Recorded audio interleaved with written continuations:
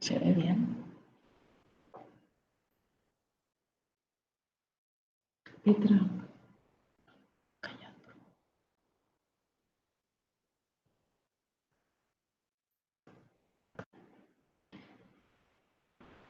Good morning, everybody. Welcome to the third webinar from the challenge From Linear to Sustainable Circular Systems. We ask you please to watch the video for the challenge introductions. You will find the link in the box description, and we will put it also in the YouTube chat. We suggest to open the video in a new tab, please, and leave stream open, and then we will go back at 10:10 to the questions and answers, okay?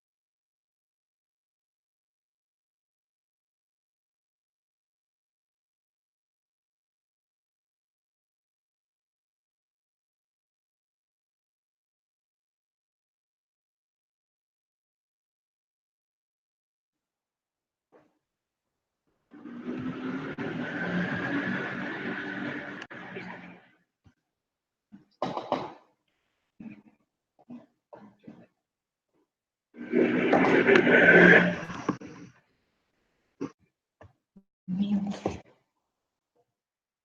morning. We are going to open the round session for questions. Any question from your side?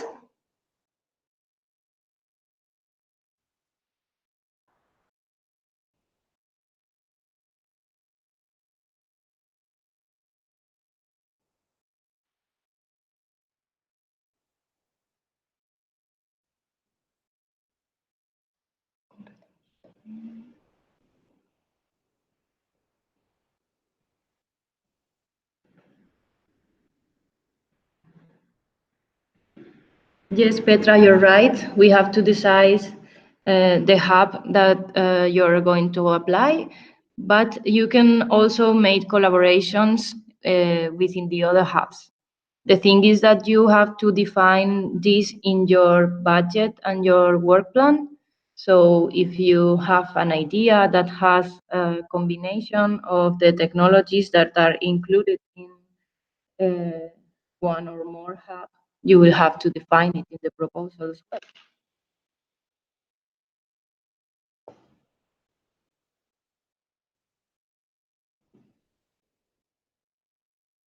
Then, if we receive any proposal that once we are going to evaluate them, we think it should be reallocated to any other hub, it will be done by us, and we will talk with you about this, okay?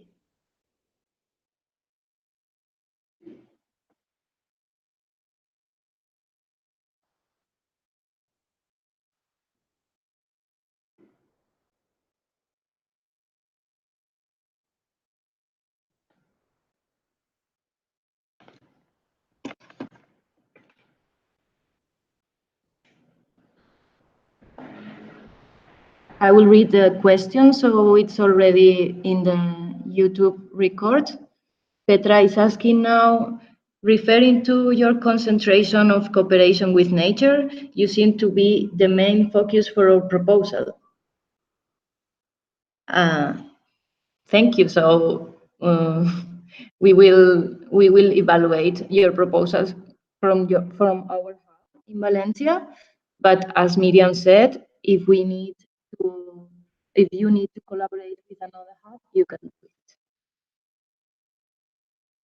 Now, Victor Carrasco is asking, in our case, we are not sure if our project falls under circular production or under 2D to 3D. What is the best way to determine it? So as Miriam just said. Yeah, I think you should focus your proposal on the technology. Think that in which technology do you have more experience? Your portfolio, your previous work on the project you have done. Then you can do it in any hub. It doesn't matter if it focus more in one than in other. Then once we evaluate the proposal, we can see if we think it is not focused to the one you have focused it, we can change it and talk with you in order to see if you want to change or no and arrive to any agreement. Mm-hmm. We are recommending the people to check the evaluation criteria we are going to follow to evaluate your proposals. In this way, you're able to know what are your strong points and your weaknesses. So try to define your proposal in a way that you look stronger. So decide with the hub you're going to choose in this way with the evaluation criteria.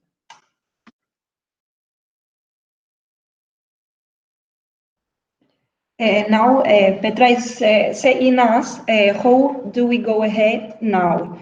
We send you the proposal before we apply with the question list or to both? Probably you and Berlin. Can you hear us?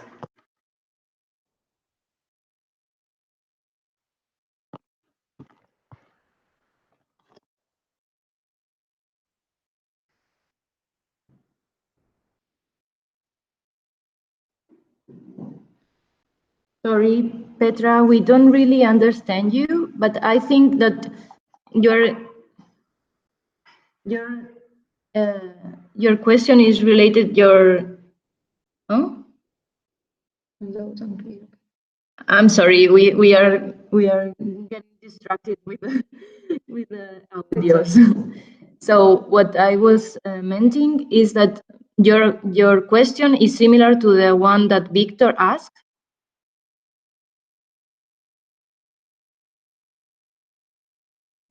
So the answer will be the same. Like, look in the evaluation criteria, look for your strong points, look, as Miriam said, which technology are you going to use mostly of the time, and then you will be able to decide in which hub you will apply for.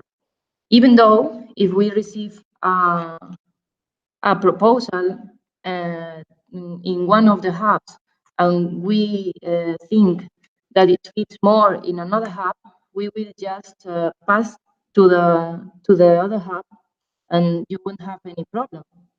The idea is that you have a defined and clear idea, a work plan, a budget, and a good video to attract us to be the awarded one.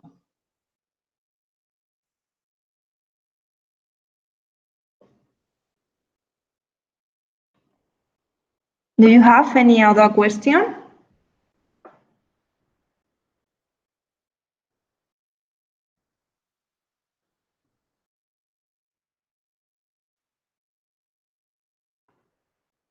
In this YouTube channel, you can also find a guideline for how to apply. In this guideline, you can look for the tips that we're giving you now, or we given when the help is asked. So check it.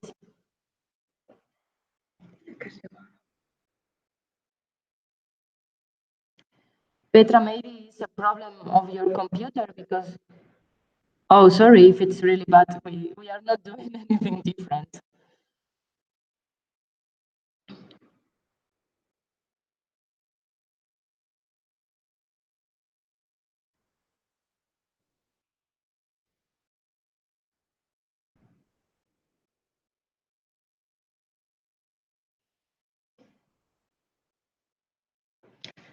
Any other question?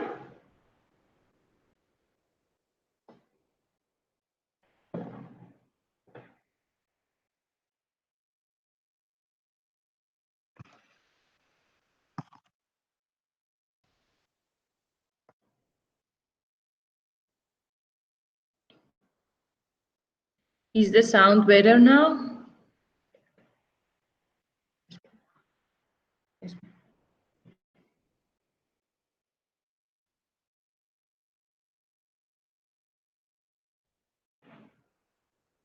Yes, that's true. The plan is to summarize every question we have in the help desk, as well as in the webinars, and upload a new document in the web so you can check all the questions we have.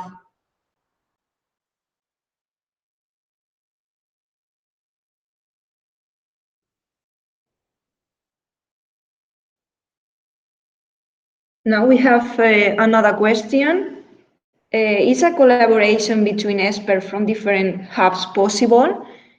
Yes, in fact, if you apply, for example, to the Valencia hub, and there are some synergies with the Berlin or Linz hub.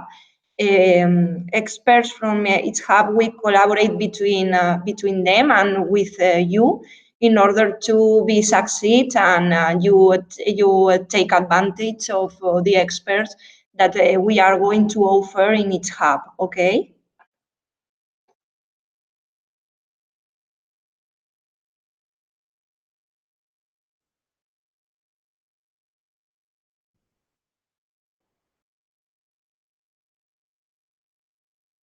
Our main focus is to help you to develop your project idea. So we will do our best to help you in the three hubs.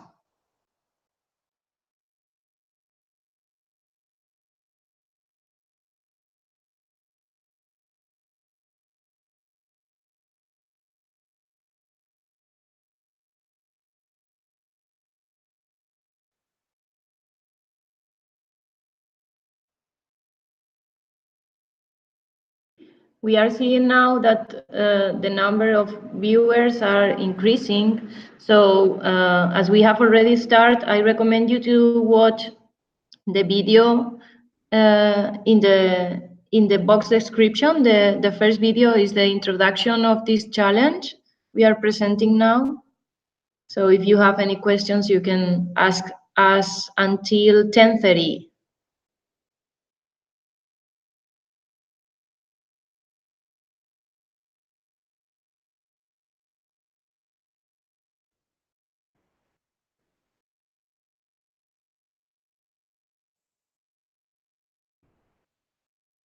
Just another recommendation, please try to not wait till the deadline of the call.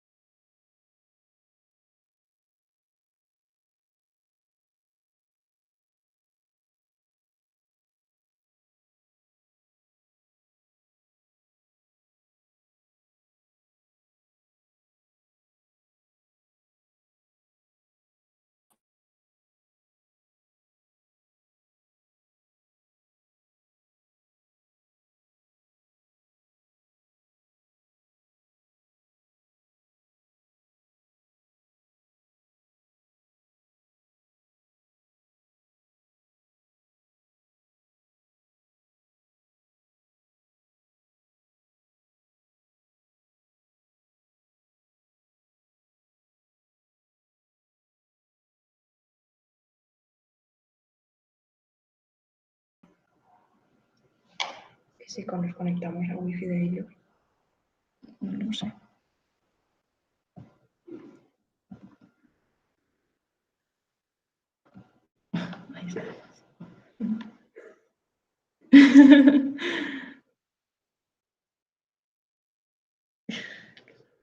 Okay, I think we are back. We didn't mean to show our faces, but technical problems.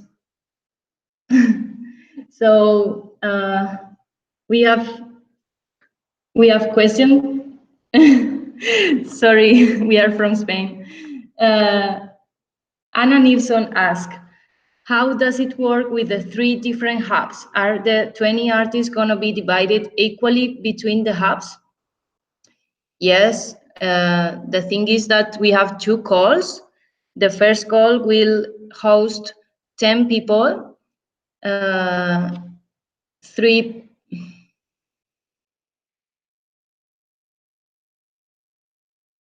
I will wait because there's a delay in the time, so I will wait to answer Anna.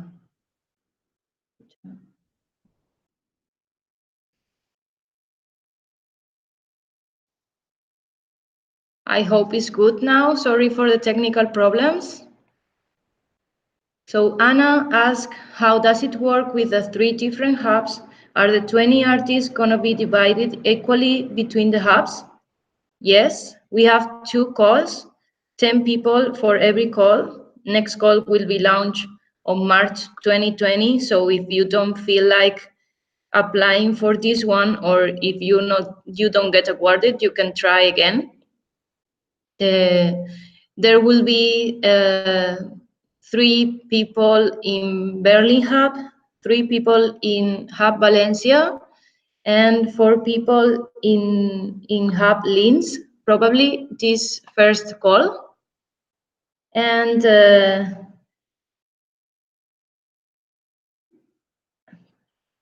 yeah, that's it.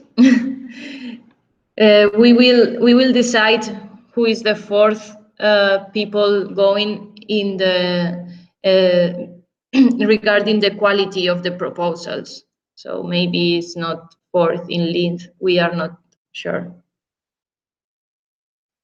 There is another question. The aim of the project is to collaborate with scientists. Could you say a bit more about this area? Do we select the scientists freely? or do you suggest possible collaborations? This depends mainly on the technology you are going to work on. In each hub, it will be different scientists that will be collaborating in developing your idea. So depending on the technology you want to use to develop your idea, different technologists and scientists will be there to work with you, okay? You can check in the web of Re-FREAM the technologies we can offer. So you don't choose the scientist, but the technology.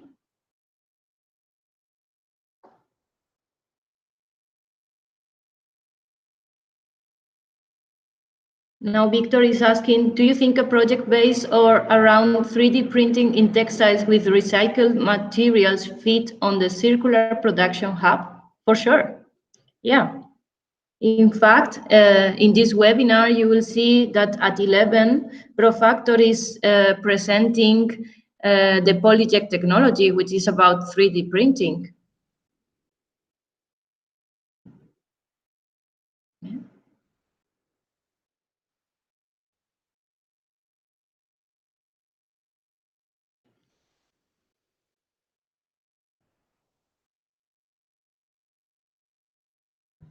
De nada, Víctor.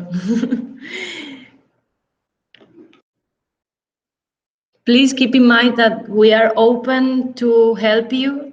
You can go always to the help desk and ask us personally about your doubts in the proposal and application process. So we have 3 more minutes, and then we will invite you to play the next video, which is about laser technologies, ozone treatment, ECOFinish, micro-nebulization technologies. These technologies are hosted in iTex and CARE applications, which are both located in Alcoy.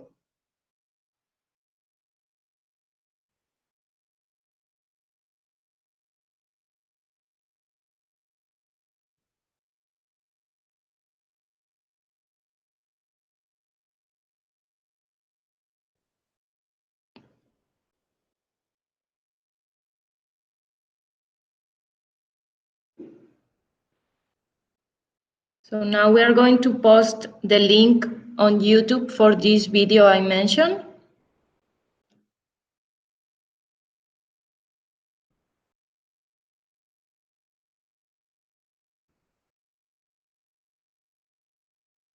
And if you don't have any more questions, we will hear you back. Well, we will read you back at 10:40 after you watch the video, okay? Thanks, and see you later.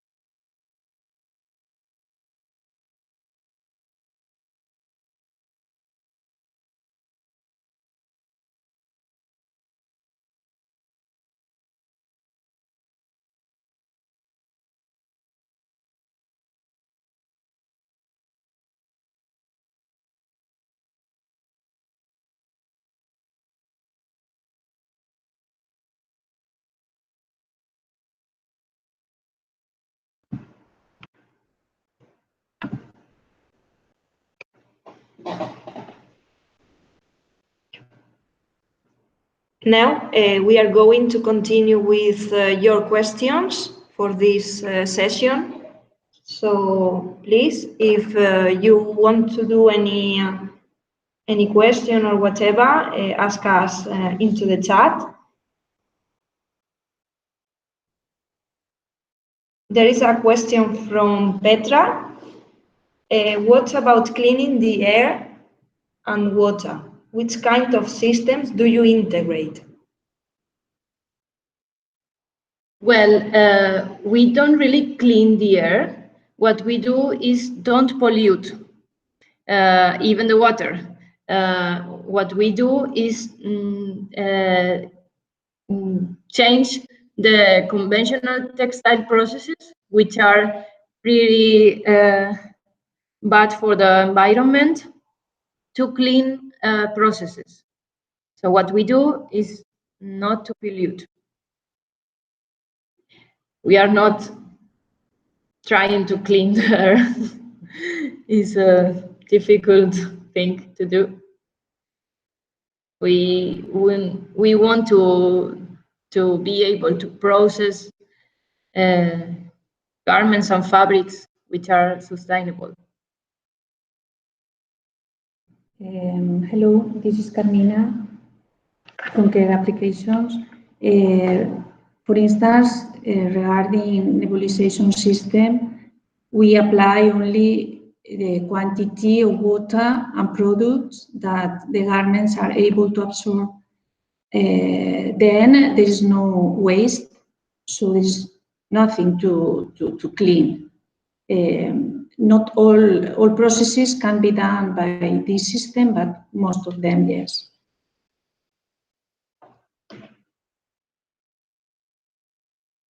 Is the sound good now?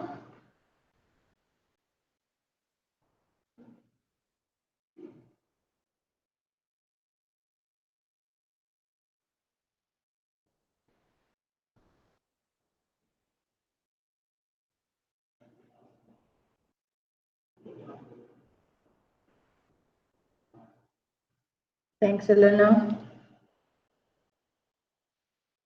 Okay, Petra, and you're asking another question.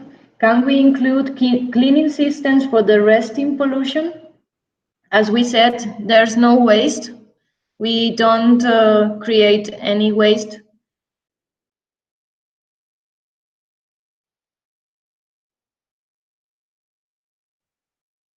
For example, in laser technology that you will see in the video that there's some smoke, we have a ventilation system integrated in the equipment which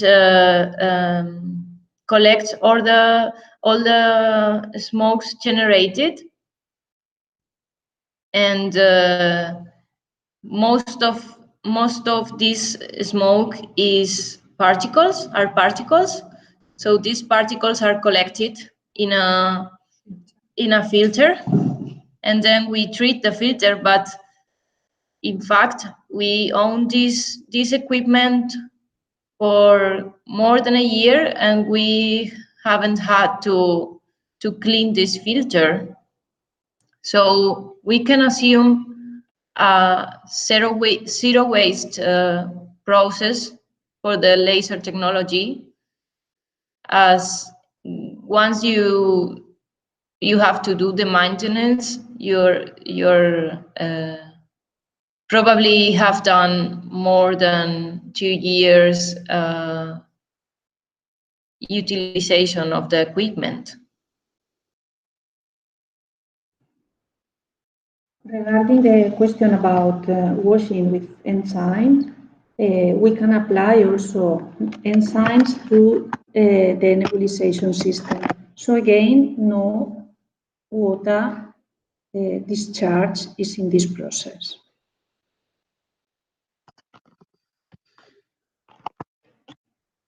So you're asking about the kind of substances that are in the filter, and the answer is that most of it is is particles of the dies or the material we're working on. So if we are treating leather or wood, there are particles of this material which are organic materials, but when burning, they convert into inorganic. I'm not pretty sure 100% that all the materials will be inorganic, but I'm pretty sure from my environmental knowledge that this will be inorganic or inert, so it can be treated in a disposal. But as I said, if you collaborate in the Re-FREAM project, you won't have to consider these wastes in your process, as there's no need to treat these filter residues in more than 2 years.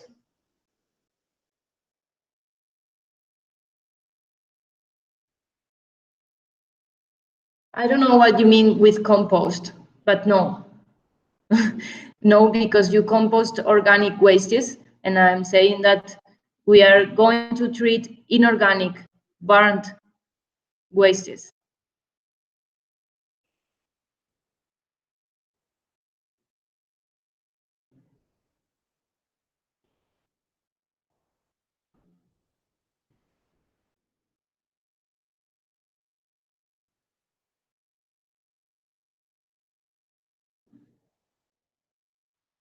Thanks for your interest, Petra. I hope you like the video. I think there's a lot of possibilities in this hub to achieve really good process or really good fashion lines with zero waste, with a responsible process. So I really encourage everybody to try to be more sustainable and choose to have responsible fabrics.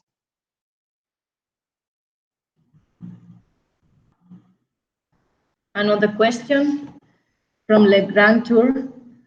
Do you think that laser technology is a good way to reuse all garments, different kinds of materials, cotton or polyester, etc., cutting or transforming them, or it is not ecologically affordable? I really think that there's huge possibilities of reuse materials. What we will have to check and to test together if we collaborate is the resistance of these garments, if these garments have been already used and we treat them by laser. We have to check the power we are going to use and try to treat them more kindly, as we can regulate this power, this level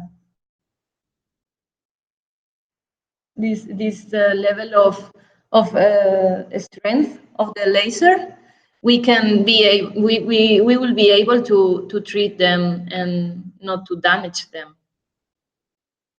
And we have already tried cotton, polyester. We have tried many kinds of garments and compositions and blends. So we have a pretty big expertise already in many kinds of garments. So we will be able to treat anything you are thinking, mostly.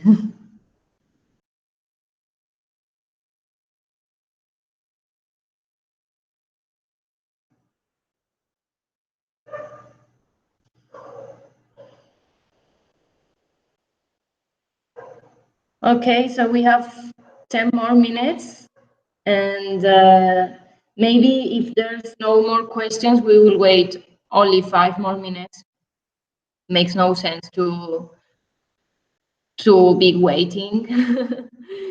So I would like Elena or Leo to communicate if they will be ready to start 5 minutes before by the chat.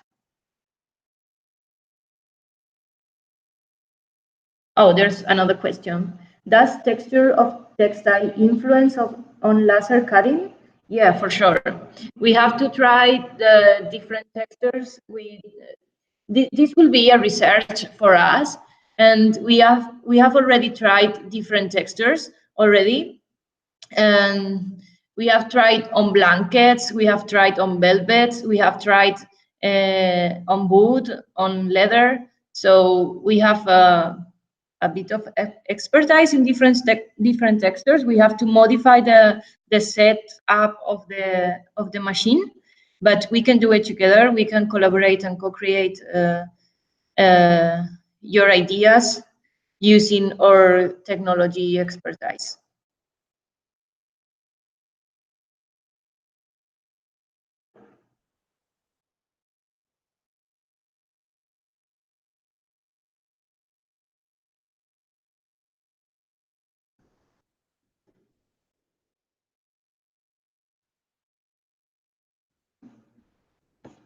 You're welcome. Feel free to ask us by the help desk. In fact, the help desk is answered by me and Miriam. So if you have questions about Hub Valencia, you will have the possibility to ask us and receive a really good answer. Even though you are asking about another hub, we can resend to our partners there. So yeah, we are open to help you.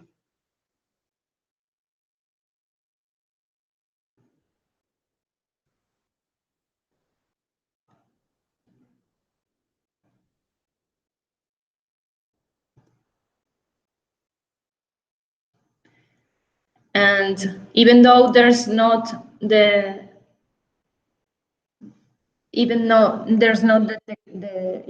technology webinar now, we can also answer about the call management, as we are in charge of that. If you have questions now about how to apply or how the evaluation will be, you can also ask in this time frame. And then at 11, we will invite you to watch the video from Profactor and Stratasys, which is about Polyjet Technology. And then they will start answering at 11:05. But maybe if you don't have more questions, we can close this round and start watching the videos and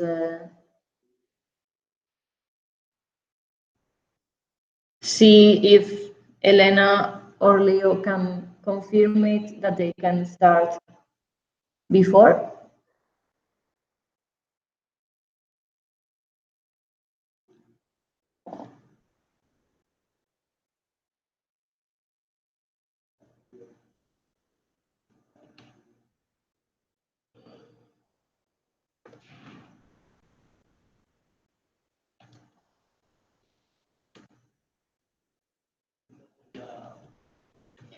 Perfect. So please start watching the video, and Elena and Leo will be with you. They said in 2 minutes. So I think we can start at 11:05, even though, or I don't know.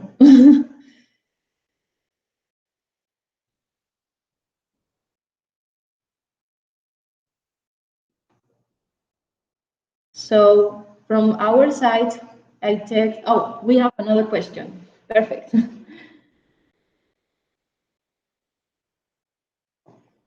The last question is a general question about the application process. Can we consult the idea at some point and ask which hub will work best for a particular project? Yes, you can send through the help desk your idea, and if we can help you in order to focus your idea in any of the three hubs, we can for sure help you. Yeah. This morning we have already answered about these questions. There's many people that are doubting if they fit more in a hub or in another, and we have already given many tips. So re-listen the webinar, and you will find that we gave already so many tips. And I think for this time frame, we are gonna close the round. We thank you everybody for watching and ask. Don't hesitate to ask anything you need in the help desk. And watch please the video about Profactor. We will post now in the YouTube chat the link. And you will be able to talk now with Elena and Leo from Profactor. Thanks and goodbye. Bye.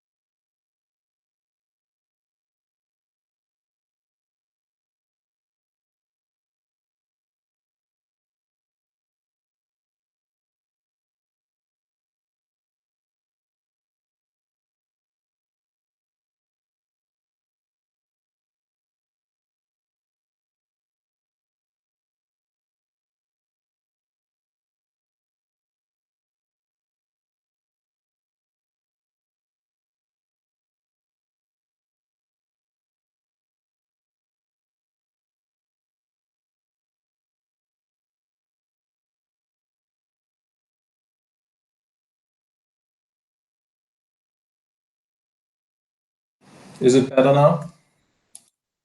Can you hear us now?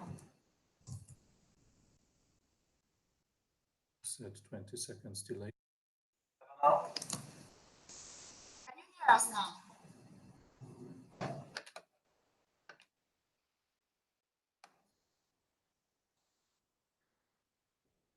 Okay, so I think I need to introduce ourselves again. Sorry for that. We thought that we were you were listening to us. So welcome everyone to the last part of our webinar. We are Leo and Elena. We are scientists working at the company Profactor in Austria. In this part of the workshop, we are going to discuss the use of Polyjet Technology for rethinking fashion from linear to sustainable circular systems. I hope you all had time to watch the video. This video was about a short introduction about what Polyjet Technology is about. And now there is a time for questions. So we are really happy to answer all the questions that you can have about this technology. So please feel free, and sorry for all the technical problems with the link and the sound and everything. So Leo, this is Leo. Leo, Yeah. hello, because he said hello before, but he was... I'm Okay. still quite quiet. Sorry for that. Thanks also, Elena, for hosting this session now.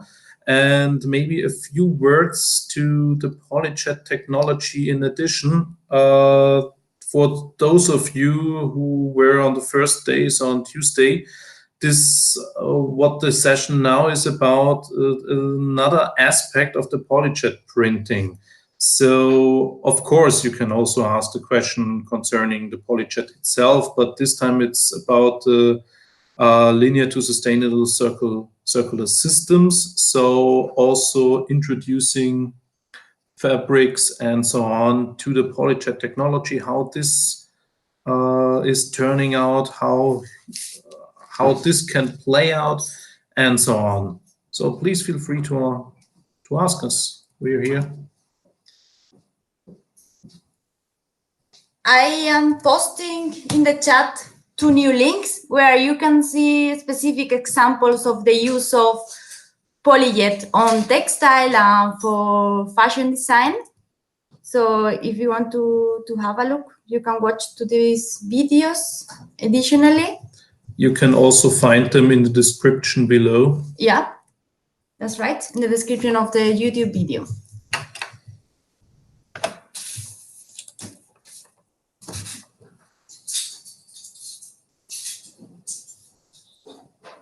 Yeah, actually, I would like to come back to one of the question that Legrand Tour posted before. The question was about the possibility of reuse of old garments to transform them in something new. Actually, this is the idea we have with this Polyjet technology in this hub. We think that the use of a garment which is either old-fashioned or you want to give the garment a second life, it is possible to use a garment which are already used with the Polyjet technology and 3D printing to give them a second life.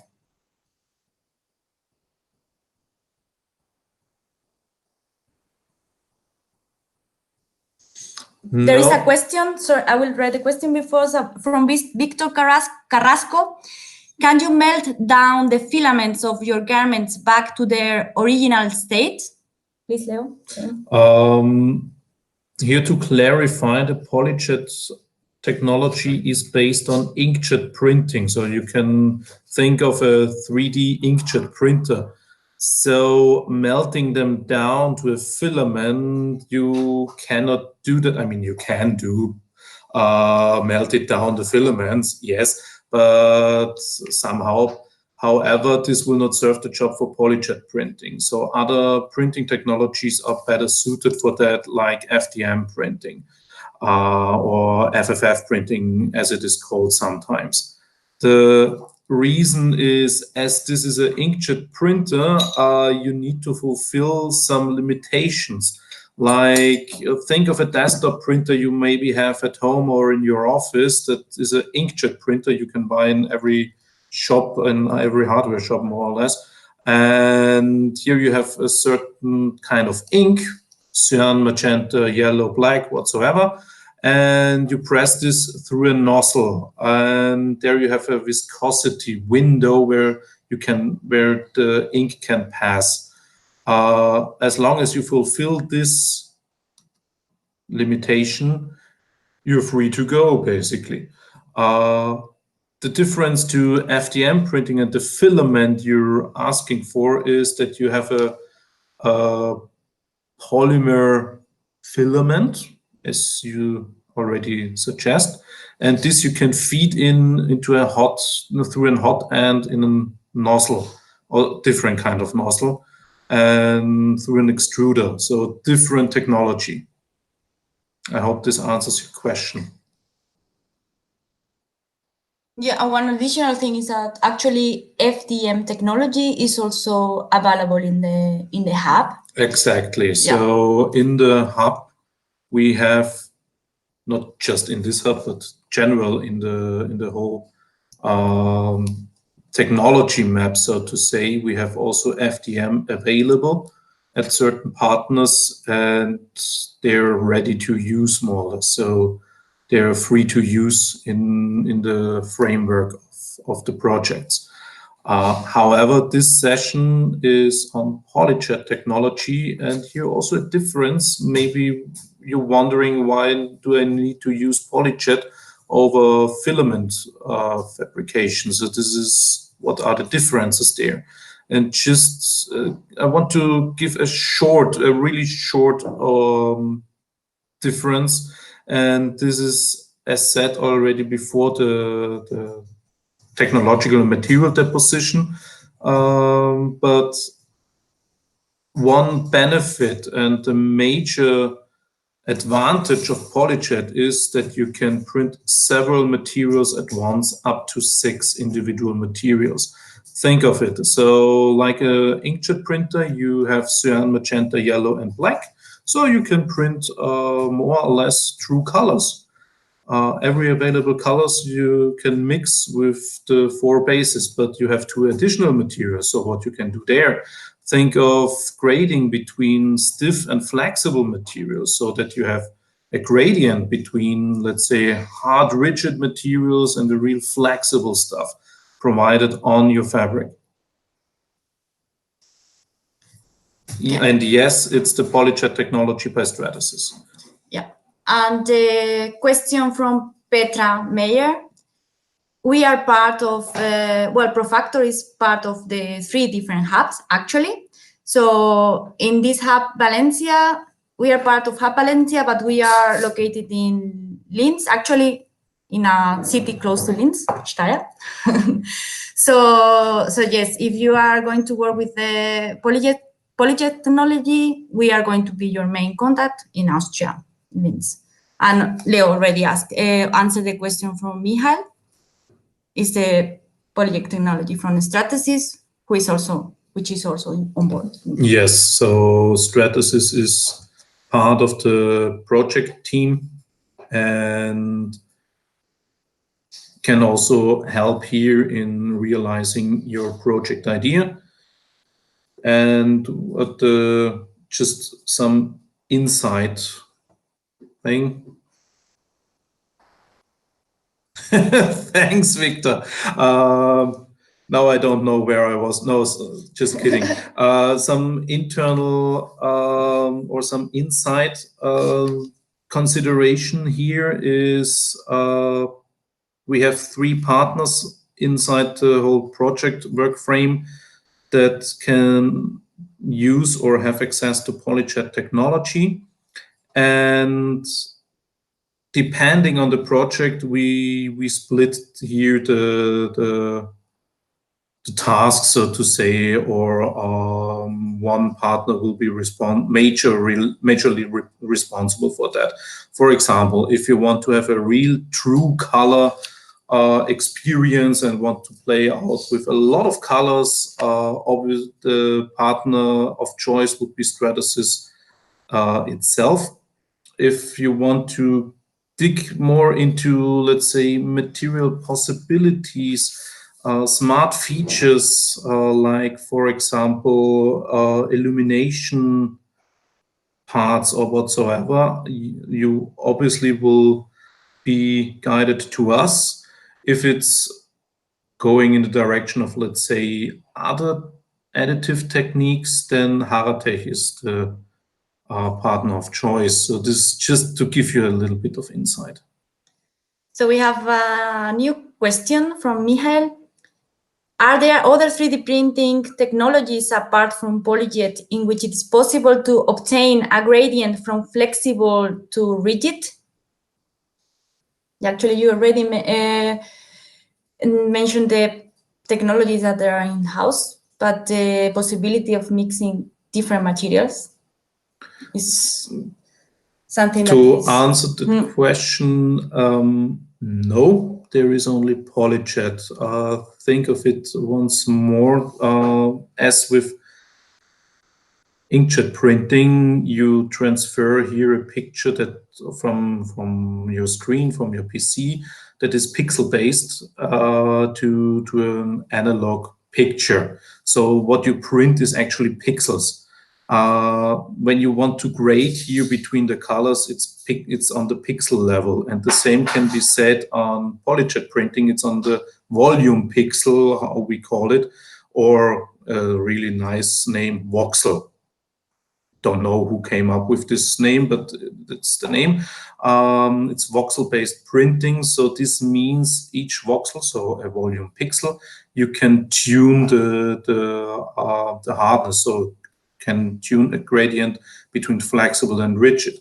Other printing technologies like FDM printing, you don't have at maximum 2 materials at hand.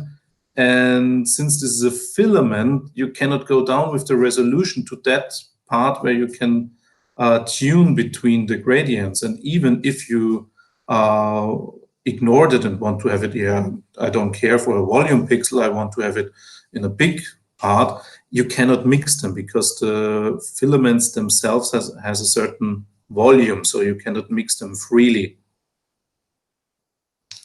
And quite often you cannot mix at all.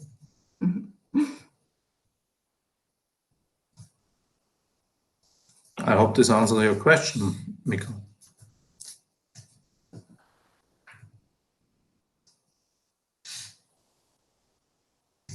Yeah, actually, if you want to have a feeling of the flexibility of the material, you can have a look to the last video that we post in the description of the YouTube video. There is really a nice video of a Polyjet material printed on a textile. So there is another question. Voxel size in Polyjet. Let me think of it.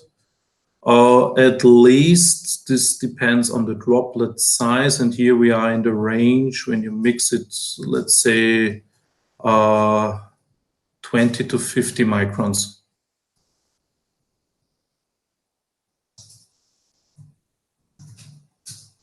So maybe you can mention the software we are working with. The voxel software, or there are several voxel software or voxel-based software is a thing, of course, and we can offer via Stratasys here kind of a cooperation here. We personally at house, we don't have a voxel-based software. However, we still can grade between the materials, and we use a different kind of slicer, the Stratasys own slicing software, where you can assign prior to that, assign the material and the material mixture. So what we can offer in-house and what's standard is that you can grade between the materials at least 5 different gradings you can get with standard. Voxel is better suited for Stratasys. I would ask you to ask that question again to the help desk, so that Naomi from Stratasys can answer your question in a more appropriate way.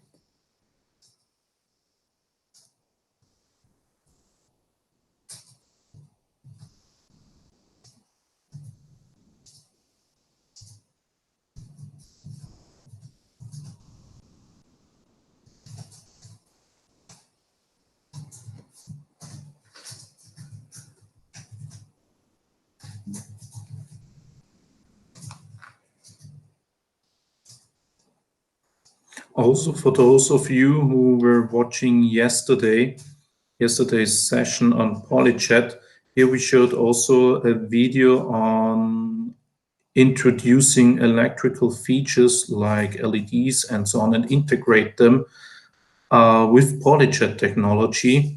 Maybe here's some comments on that again. In the Re-FREAM work frame, we have access and we try out and we play out with different kind of materials that are not standard by Stratasys. So this is here the interesting playground and why you not just go directly, for example, to Stratasys. So we are open in the materials as long as they fulfill this viscosity limitation from an ink in general.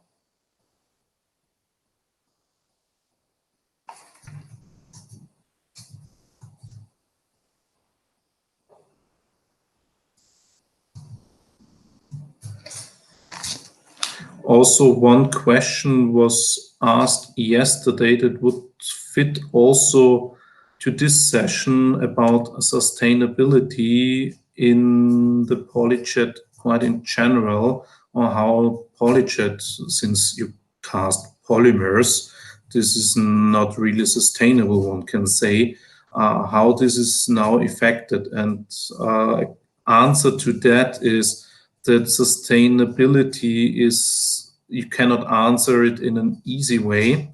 So there are several aspects. One aspect is when you think of additive manufacturing, you place your polymer only when needed, so on demand.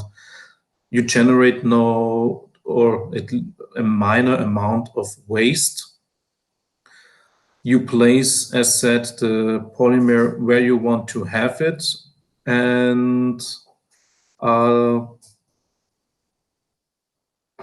in a limited way, of course. The second thing is quite of this additive character.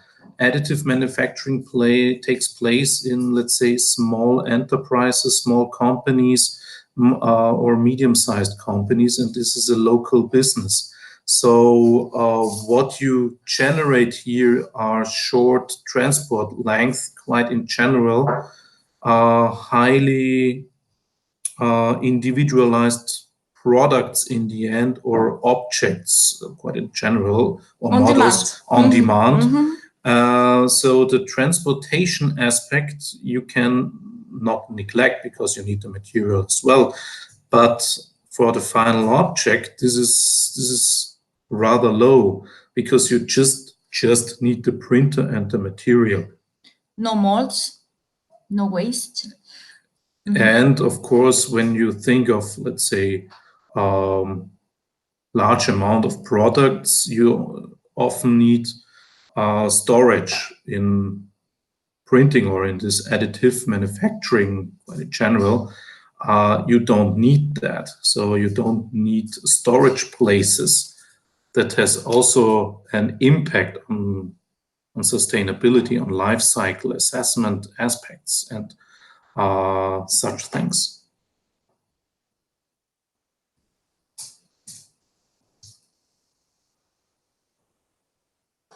We have still 3 minutes left, so feel free to ask.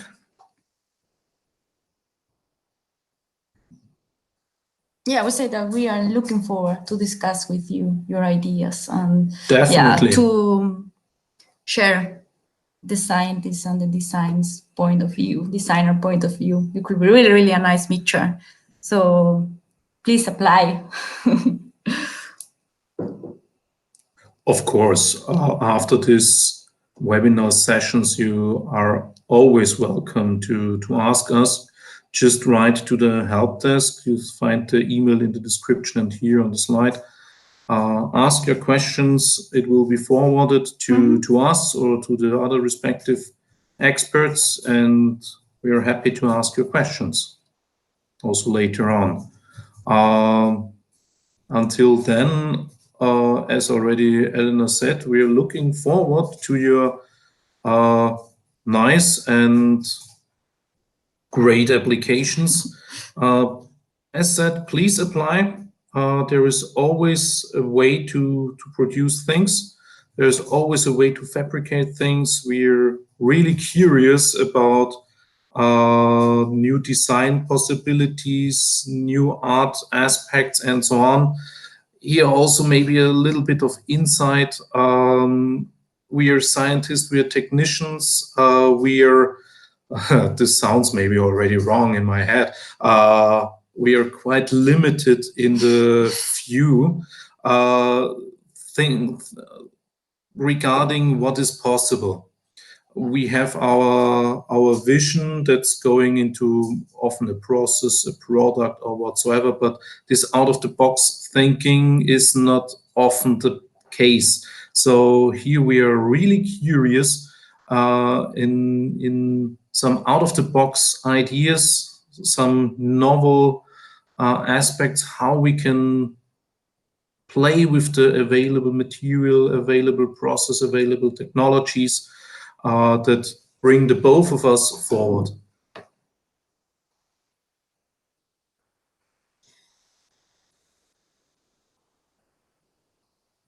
Okay, I think we should start closing today's webinar. Thank you everyone for joining us today. Again, oh, sorry.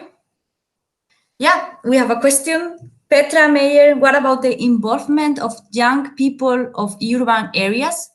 Who is working on that part? So, you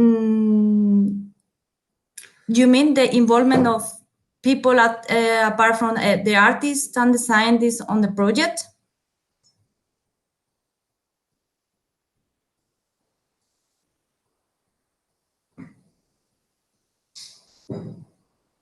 Can you be more specific about the question, Petra? You are asking if other people apart from the designer or artist and the scientist who are signing the contract are participating in the project? Yeah, because yeah,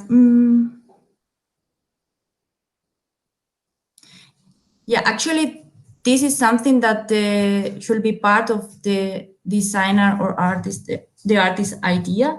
If your idea is related to revival of urban areas, this should be included in your project. But there is no direct participation of the other people apart from the artist.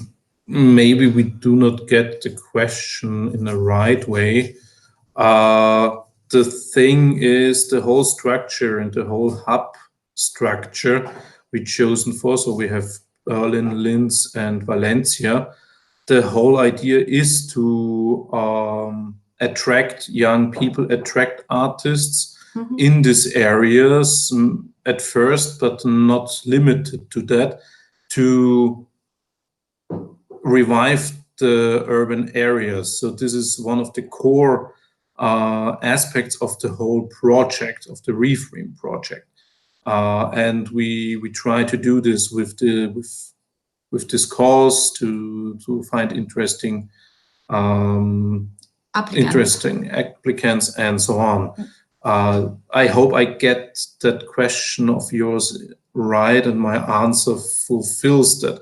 Otherwise, you can also ask the help desk for this generic question. But as said, one of the key aspects is, and the structure is. When you say what you mean by young people? So young people is a very broad. History about how to involve more young people. I would say that the applicant is completely free about the idea he or she wants to develop. If in your idea you are thinking about how to come close together to young people in certain urban areas, this is really could be a nice idea. But at the end, we, the technicians or scientists, are working directly with the artist. And if in your idea you are involving more people, this is something that I mean, there describe. will be some not just workshops, but for example, in Berlin, they want to have hackathons and so on to public events to attract people, open public events to attract people that they can apply and play in Re-FREAM. So from this side. But in principle, whoever wants to apply can apply.